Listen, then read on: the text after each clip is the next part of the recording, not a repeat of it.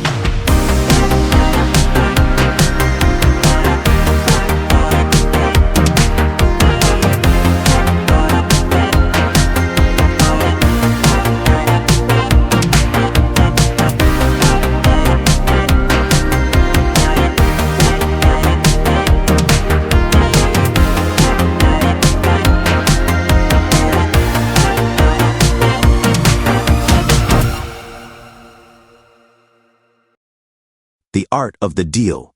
President Trump is securing billions in investments to revitalize American manufacturing, delivering on his promise to bring back Made in America and usher in a new golden age of prosperity.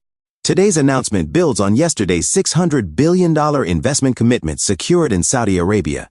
It also follows the announcement of an historic trade agreement with the United Kingdom and a joint agreement with China to reduce reciprocal tariffs. By securing these investments, President Trump is spurring a manufacturing renaissance, driving economic growth, and creating high-paying jobs across the nation. Prior to this historic deal, President Trump had already attracted trillions in U.S.-based investments, laying the foundation for an era of unprecedented American prosperity. President Trump is building on his record of success with Qatar, exemplified by his leadership in the 2019 GE Aerospace GEnx engine sale to power. Qatar Airways then newly acquired Boeing 787-9 aircraft, a monumental purchase in the history of both companies. As the dealmaker-in-chief, President Trump's latest achievement in Qatar is another win for America, the White House report. Thanks for watching. Please like and comment so we can pass the censorship of the big tech.